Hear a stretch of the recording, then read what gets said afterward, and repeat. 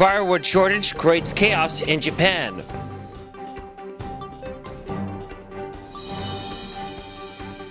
Biden defends proposal to sell Wyoming. Kim Kardashian successfully marries and divorces entire starting lineup for Sacramento.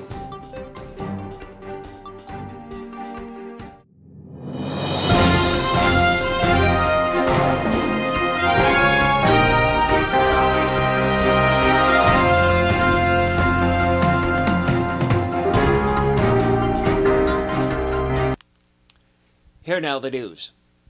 In Greece, the debt crisis escalated this morning when creditors attempted to repossess Crete. After a 5-hour dispute, the Greek government was able to retain the island. However, they were forced to pawn the Acropolis. Greece is not the only European nation on the verge of collapse due to heavy debts. In Spain, rumors that it had suffered a fatal heart attack turned out just to be an insurance scam. In Italy, a major bridge project has been cancelled. Instead, residents will have to cross the river on a series of red bouncy balls as the country transfers to a reality show-based economy. And finally, in Ireland, the newly elected president announced a special task force to find the leprechaun's pot of gold. While in Europe, governments are on the verge of collapse due to heavy debts. In the Middle East, governments are on the verge of collapse due to protests. Today, there were rampant rumors that one government was on the verge of surrendering, when in The Hague, the home of the International Criminal Court, the Hilton Hotel there received a takeover bid to convert the 5-star hotel into a maximum security prison.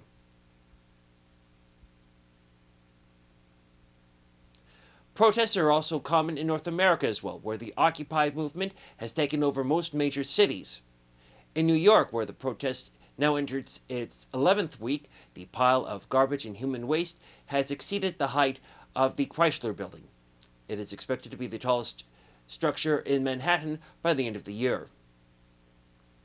In Toronto, the city government is continuing to end the protest. Today, they replaced the porta potties with a 100-foot edition of the Toronto Sun. The participants in the Occupy Portland event were first thrilled to have Michael Moore speaking there, but then outraged when it turned out he ate all their food. With all the chaos in the world, the stock market went through another roller coaster today. The Dow hit a low of 1,500 points when the chairman of Goldman Sachs announced that somebody had parked in his space. With the economic crisis now entering its third year, some towns have been completely devastated by the international financial crisis. We look at one of the hardest hit towns in the world in this special report. Small towns on both sides of the border are feeling the effects of the international recession, as communities are bleeding money like in this fountain. The worst hit is right here in Melancholy County. Yes, this was one of the Midwest's biggest agricultural towns just a few years ago, and now it's one of the worst fishing communities on the Pacific coast. This area has suffered many blows. Here, the great landmark, the Grand Central Hotel, has been boarded up since February after the owners bet everything on the New York Jets. The Paramount Theater shut down after a riot when the entire audience demanded a refund when they saw the Green Lantern. One of the few successes is the Old Town. However, it came at the expense of the New Town, which was built with aid by Coca-Cola. However, it was shut down and blown up after only 86 days. The financial impact of the Newtown disaster led to the repossession of Main Street just a few weeks ago. However, what we're seeing as steady streams of income from major industries in this area have now dried up, as places that once employed hundreds are now out of business. Take the green paint industry.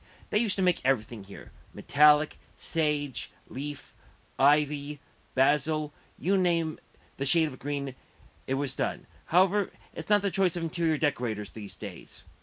Neither is two-way trains, nor is it the choice of anyone else for that matter. thinking that people wouldn't mind which way they were going, proved to be wrong. So they went to ultimate train fighting. Yes, 2 locomotives fighting it out to see which one was stronger. It attracted many fans and even more lawsuits. However, this region has also had to take on the burden of the collapse of the palin industry in Alaska. Yes, hundreds of impressionists, writers, muckrakers, pundits, and opticians suddenly out of work due to the will of one woman. However, the greatest effect is felt right here in the now small town of Acme. Yes, Acme used to be one of the biggest industrial cities in the entire world, known for one quality-made product the world over. 2-week weight loss.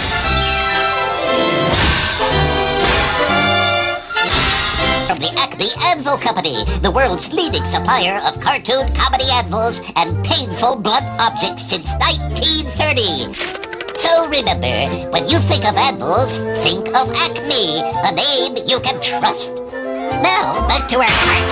Acme was proud of being the anvil capital of the world, supplying cartoons for decades. However, the modern cartoon doesn't rely on heavy machinery and tries more self-inflicted pain. Oh boy, that means I win! I get to eat... Okay. I think it's all gone. I think The modern animated show led to the collapse of the anvil industry, and thousands moved away from this picturesque city.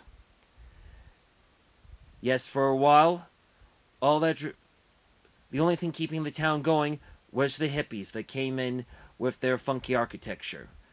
However, not many hippies came to this idyllic place, and they had to resort to the ultimate, nuclear testing. Yes, the experiments down this town have done untold damage to the local residents. But will this town ever become three-dimensional and profitable again? We put the question to local residents.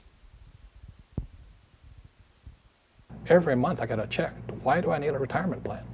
Go for it. This is a day you'll never forget, and your body rocks. I'm glad you like my hair. Wanna buy it?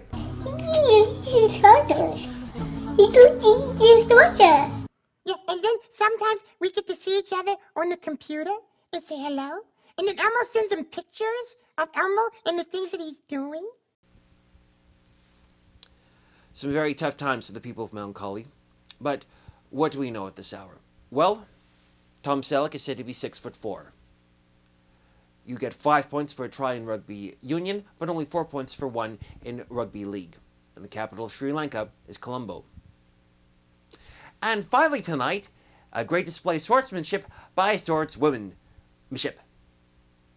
Yes, this is Jennifer Asphalt of Puss Lake, Alberta, who loves showing off her amazing display of sword dancing to her grandmother. Her grandmother still enjoys it, even though Jennifer's early attempts resulted in the loss of her left eye and a severely bruised cornea in the other one. However, with her 10% vision and the 6th dog of the year after Jennifer's early mishaps, the grandmother still enjoys the wonderful displays by her daughter and her new boyfriend, who still has 3 of his toes.